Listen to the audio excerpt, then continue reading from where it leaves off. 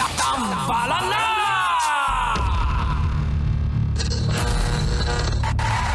Ang tambalang kumikinang. Coliala and Diego Bandido.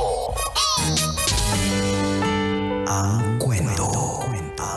Mula sa mahiwagang burnay. Mula sa mahiwagang burnay.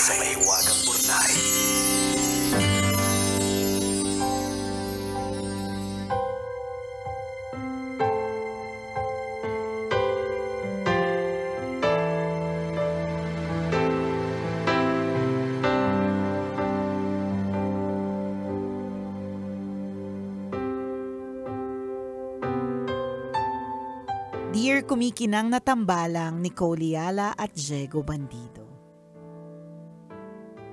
Jean po ang tunay kong pangalan. 34 years old at tagapakinig since 2013. Ang sulat ko ay isang kwento ng paglaya, paghilom, at muling pagsisimula. Naway kapulutan ng aral ng mga listeners ninyo. 6 na taon na kami ng ex-boyfriend ko nang lokohin niya ako. Ang sama lang ng timing kasi nung taong ding yun namatay ang parents ko. May pandemya din noon kaya malungkot na ako gaya ng iba to begin with. Humingi siya ng tawad, pinatawad ko naman. Kaya lang, hindi niya pinahalagahan yung second chance na ibinigay ko kasi last year lang, niloko niya ako ulit. Hindi ko daw kasi siya mabigyan ng anak dahil may PCOS ako. Hindi ko matanggap kasi ang pagtataksil ay pagtataksil. Kahit gaano kasakit, nakipaghiwalay ako. Hindi lang siya ang hiniwalayan ko, pati yung pamilya niyang itinuring kong akin din. Nag-iisang anak kasi ako kaya nang maulila, sa lahat ng mahalagang okasyon sila ang kasama ko. Kaya pakiramdam ko, nalagas ang malaking bahagi ng mundo ko. Para malibang, ibinuhos ko ang buong atensyon sa trabaho. Nagbunga naman dahil na-promote ako bilang operations manager sa BPO na pinagtatrabahuhan ko. Nag-travel din ako para maging abala. Unti-unti akong nagkaroon ng kapayapaan, tiwala sa sarili, at kasiyahan. Hanggang isang araw may nakamatch ako sa dating app. Sa kanya naranasan ko ang mga bagay na dati ipinagdarasal ko lang. Bilang isang independent woman, masarap pala sa pakiramdam na kahit minsan, pwede akong magpaka-Disney princess dahil alam kong may lalaking handang saluhin ako. Totoo pala talaga yung kasabihang, if he wants to, he would. Hindi naman siya mayaman pero ramdam ko yung effort. Hindi pala kailangang maging magarbo ang buhay para ipadama ang tunay na pag-ibig. Nag-birthday ako kamakailan at dinala niya ako sa Boracay.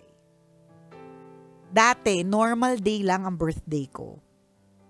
Wala man lang akong cake galing sa ex ko. Pero this year, hindi lang cake ang meron.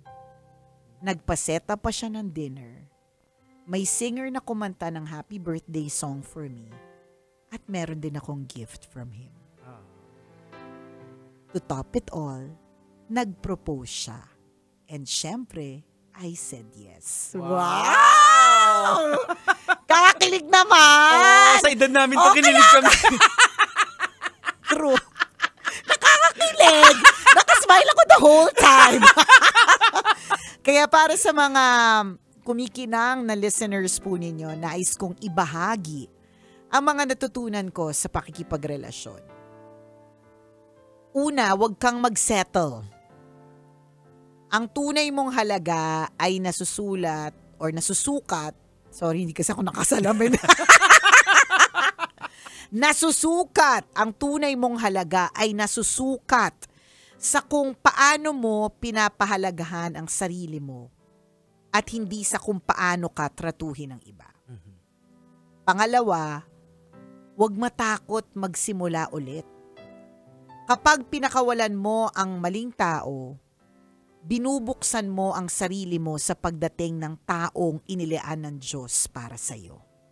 Ganda nun ulitin ko Kapag pinakawalan mo ang maling tao, binubuksan mo ang sarili mo sa pagdating ng taong inilaan ng Diyos para sa iyo. Tama. Tandaan, ang plano ng Diyos at ang kanyang tamang panahon ay laging perpekto. Maraming salamat sa pagbasa ng sulat ko. Ang inyong kumikinang na tagapakinig, Jean.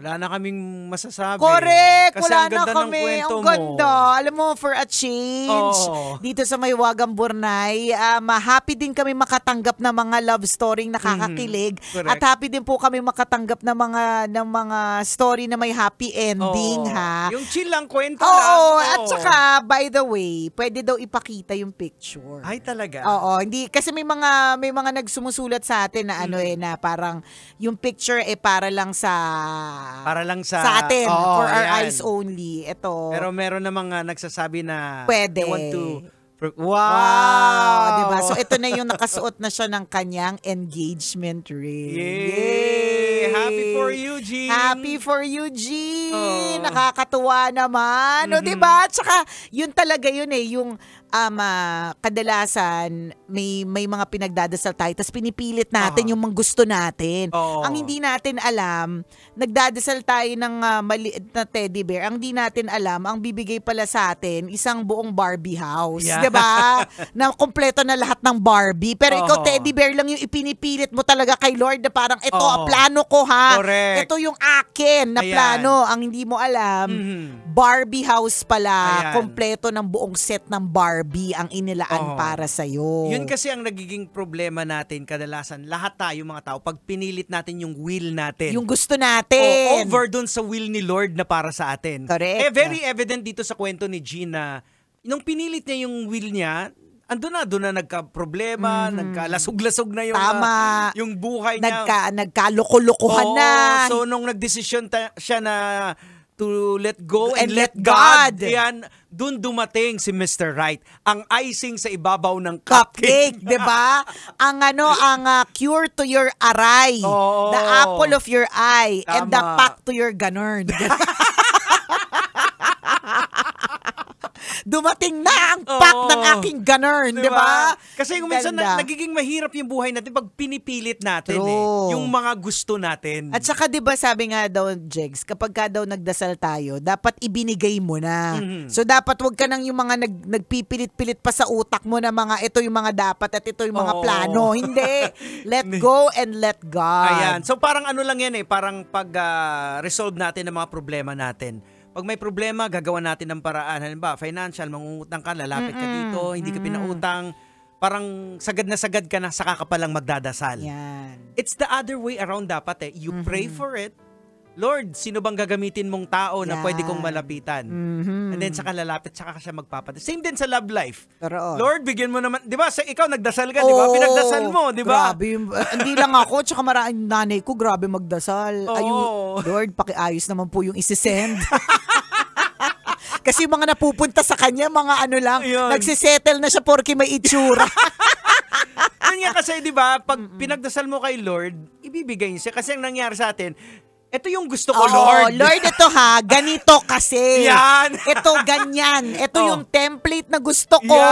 Ito yung trabaho na dapat meron siya. Yan, yung mga ganon. Tapos nakakalimutan natin na, ay hindi, ako yung may template. Ako yung gagawa. Huwag ka nga dyan. Kasi pag binigay ni Lord sa atin na perfect combination yan sa atin. Hindi siya perfectong tao kasi walang ganon. Pero perfect for you.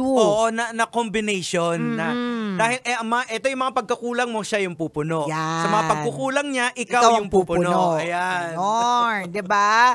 And dito na naman papasok yung favorite biblical quote ko, Isaiah 60:22. Yan, when the time is right, I the Lord will make it happen. Yan. 'Di ba? So sa tamang panahon kung kailan, minsan kailangan talaga nating kasi itong kwento ni Jean, hindi ito magiging kasing kilig. Aha. Kung hindi niya rin dinaanan yung panloloko eh. Totoo. Kumbaga parang sa atin, di ikaw na, happy ending ka lang, 'di ba? Hindi sinimulan niya sa Aha.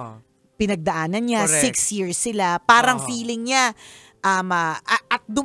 niloko siya kung kailan pandemic, Oho. na lahat ng tao may anxiety, Correct. Tapos kung namatay kailan pa yung namatay yung parents parents niya, at ulila siya, at hindi niya lang pinakawalan boyfriend niya, kundi ang pinakawalan niya rin ay pamilya ng Kasamang boyfriend. pamilya, oo. So parang feeling niya talaga, a huge chunk of herself was lost. Gets natin eh. So, nung nilatag na yun, mas na-appreciate tuloy natin yung bagong blessing Correct. na dumating. Oo. Na- Parang kikinang ka Oo. pag medyo nilet go mo yung mga baggage na talagang parang nagko-cover ng shadow. Yes.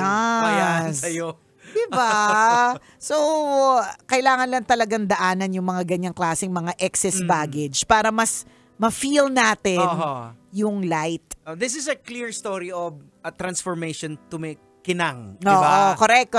From the From dark. dark. Oo. To kinang. Ayan, kasi nilet go mo yung mga hindi naman dapat Yung mga baggage na tinatakpan yung pagkinang mo, nilet go niya eh. At maganda yun kasi yun din yung una niyang sinabi, do not settle. Oho. Kung alam mong red flag na, Yeah. kung alam mong niloloko ka, kung alam mong ilang beses na niyang napatunayan na hindi ka niya mahal, o yun, nanloloko. Oo. Ayan. Let go mo. Ayan. Parang kuminang ka na ng husto. Correct. So, isa Salamat, tong, Jean. one for the book to na kwento na Correct. kumikinang kay Jean. Oo. Di sana all.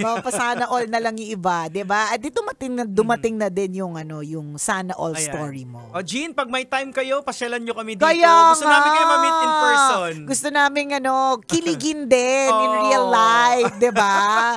Salamat sa you, Jean, for sharing your story with us, and congratulations. And kung gusto mo kaming kunin na host Yeah. sa inyong wedding, yan. Yes, Jean. Nandito lang kami sa palipaligid. Tama. Message ka lang, ha? Salamat, Jean. Ayan. Thank you, Jean. At syempre sa lahat po ng mga kinilig dyan, ayan, sana maging huwaran to ang kwento ni Jean. Na pwede kayong mag-message ng ganyang kilig story Oo. para hindi laging problema yung Correct. pinag-uusapan namin ni Oo. Diego. Una-una, hindi naman kayo nagbabayad ng consultation fee. Pangalawa, nadadagdagan yung problema namin, nananahimik Oo. kami dito. So, minsan naman, bigyan nyo rin kami ng mga Correct. ganitong kwentong nakakakilig. And we need more stories like this to inspire people sa kabila kasi ng mga nangyayari. Totoo. Diba, sa paligid natin, we Gusto need naman more natin, stories. correct. Gusto naman natin ng mga kwento nakakakilig tsaka nakakasmile. Yung hindi Ayan. naman mabigat. Oo. O, send your stories at mahiwagangburnaystory@gmail.com. Yan. Alright, mga kabisyo, maraming salamat. Hanggang dito na lang po ang tambalang kumikinang muli. Ako pong kumikinang ulo, Diego Bandido. At akong kumikinang ina mo, Nicole Yala. Kailangan pa bang i-memorize yan? Basic!